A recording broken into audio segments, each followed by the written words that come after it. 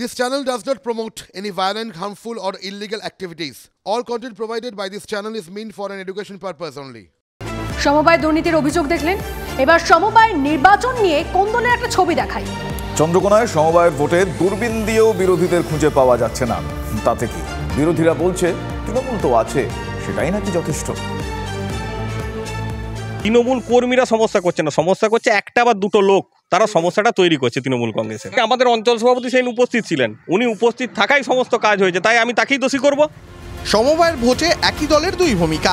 তৃণমূলের এক গোষ্ঠী মনোনয়ন জমা দিচ্ছে, আবার তৃণমূলেরই আরেক গোষ্ঠী মনোনয়ন প্রত্যাহার করে নিচ্ছে। পশ্চিম মেদিনীপুরের চন্দ্রকোনায় সমবায় সমিতির নির্বাচনকে ঘিরে এভাবেই শাসক দলের দ্বন্দ্ব চরমে উঠল। এখানে বিরোধী নয়, তৃণমূলেই গণ্ডগোল। স্থানীয় সূত্রের খবর, যারা গ্রাম পঞ্চায়েতের প্রধান উমাশঙ্কর চৌধুরী ও অঞ্চল সভাপতি মুজিবুর রহমানের সঙ্গে ওই পঞ্চায়েতের সদস্য তথা যুব তৃণমূল নেতা তুহিন শুভ্র বন্দ্যোপাধ্যায়ের বিবাদ দীর্ঘদিনের। অভিযোগ, অনুগামীদের নিয়ে যুব তৃণমূল নেতা মনোনয়ন জমা দিতে গেলে অঞ্চল সভাপতির লোকজন বাধা দেন।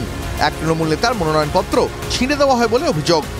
শুক্রবার মনোনয়ন প্রত্যাহার করে যুব নেতা ছত্রে ছত্রে বিঁধেছেন তৃণমূলের অঞ্চল সভাপতিকে। অঞ্চল সভাপতির সাক্ষাতে কিছু দলমাতানা মুষ্টিমেয় লোক আমার মনোনয়নপত্র ছিঁড়ে ফেলে দিয়েছিল, অতএব আমাকে মনোনয়নপত্র দিতে দেয়নি। দল থেকেই আমার নামটা ঠিক করে পাঠানো হয়েছিল। যেহেতু ওরা ভুলটা সংশোধন করছে না, সেহেতু আমরা নিজেদের থেকে আমাদের খারাপ লাগছে খুব, এবং আমরা এই জায়গাটায় আর থাকতে চাচ্ছি না। যেই জায়গায় আমাদের সম্মান নাই সেই জায়গায় আমরা থাকবো না, তাই আমরা নমিনেশন উইথড্র করে নিচ্ছি। যাবতীয় অভিযোগ উড়িয়ে দলেরই অপর অংশকে কাঠগড়ায় তুলেছেন তৃণমূলের অঞ্চল সভাপতি। দলের সিদ্ধান্ত মতনই আমি কাজ করেছি, ও দলের সিদ্ধান্ত ভাইলেট করে নিজে ইচ্ছাকৃতভাবে দলকে একটা বিপদে ফেলে দিয়ে উদ্ধার করেছে। আমি এর বেশি কিছু জানি না, আমার কাছে কিছু নতুন করে কিছু খবরও নেই। এখানে শান্তি শৃঙ্খলে জমা টমা জাতি কাজ একজনের নাকি ছেড়ে দেওয়া হয়েছে, এইখানে কিছু হয় বাইরে হয়েছে, বাইরে কোথা হয়েছে কি করে অভিযোগ করেনি আপনি? আমাদের কাছে কিছু। চন্দ্রকোনায় সমবায় নির্বাচনে বিরোধী দল না থাক, তৃণমূল অবশ্য দলেরই আরেক গোষ্ঠীকে বিরোধী হিসাবে খুঁজে নিয়েছে। এমনই খোঁচা বিরোধীদের। পশ্চিম মেদিনীপুর থেকে অসীম বেরার রিপোর্ট, TV9 বাংলা। এবার বাঁকুড়ার ছবি দেখাবো আপনাদের। সেখানে মেলা নিয়ে জোর বিতর্ক, কারণ মেলার উদ্বোধনে নাকি তৃণমূলের প্রতীক আকাশে উঠছে। বুঝলেন না তো? ভাবছেন এতে আবার কিসের বিতর্ক? দেখুন তাহলে। তৃণমূলের হয়ে কাজ করছে পুলিশ প্রশাসন। শাসক দলের বিরুদ্ধে বিরোধীদের এই অভিযোগ নতুন নয়। তেমনই অভিযোগ বাঁকুড়ায়। সেখানে আবার সরকারের টাকায় আয়োজিত মেলাকে ঘিরে বিতর্ক, আর বিতর্কের কেন্দ্রে তৃণমূলের প্রতীক।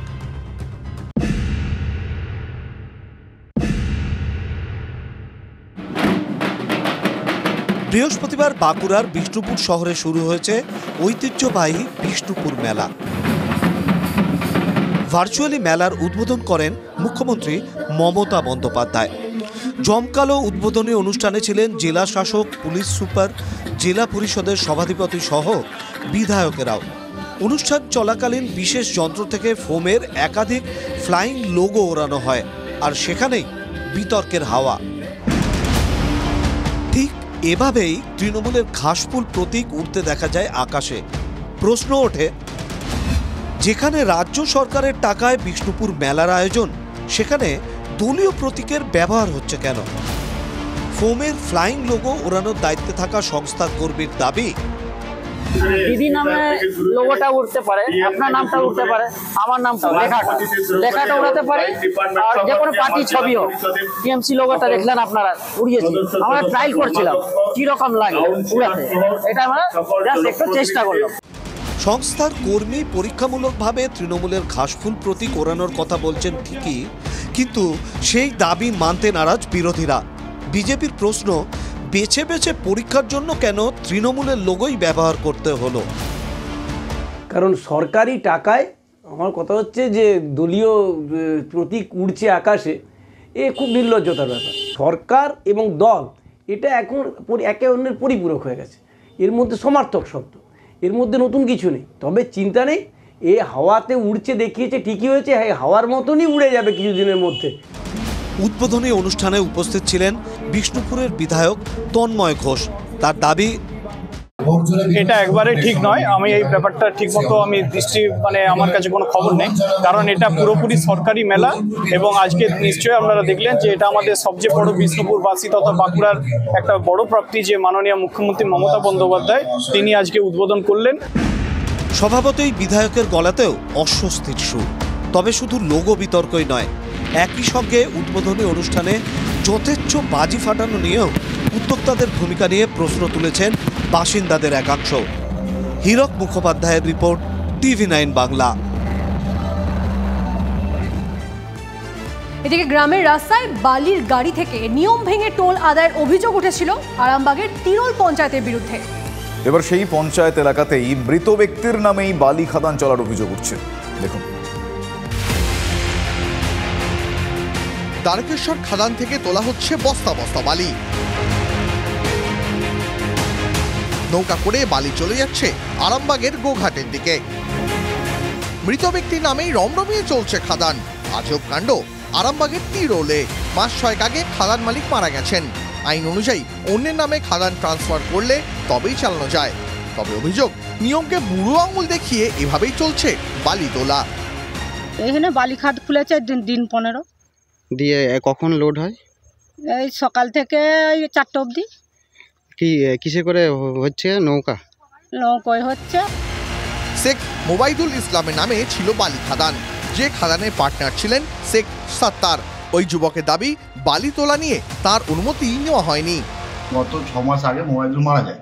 মারা যাওয়ার পর আমরা আর জানতেই পারছি না খাদ কীভাবে চলছে, খাদ কেমনভাবে চলছে।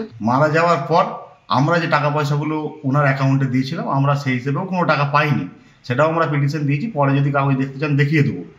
কিন্তু বর্তমানে কিভাবে চলছে, কিভাবে কি হচ্ছে, আমাদের এই বিষয়ে কোনো জানা নেই। মৃত ব্যক্তির নামেও চলছে বালি খাদান। তৃণমূলকে একহাত নিয়েছে বিজেপি।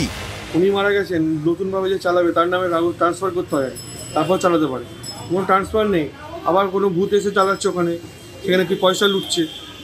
অবৈধ যেভাবে যে বালির কাজ চলছে, তো সেটা তো গোটা পশ্চিমবঙ্গে চলছে, সেই নিয়ে সিবিআই তদন্তও চলছে। তো এটা নতুন কিছু নয়। দিন কয়েক আগে তৃণমূল পরিচালিত তিরোল পঞ্চায়েতের বালির গাড়ি থেকে নিয়ম ভেঙে টোল নেওয়া হচ্ছিল।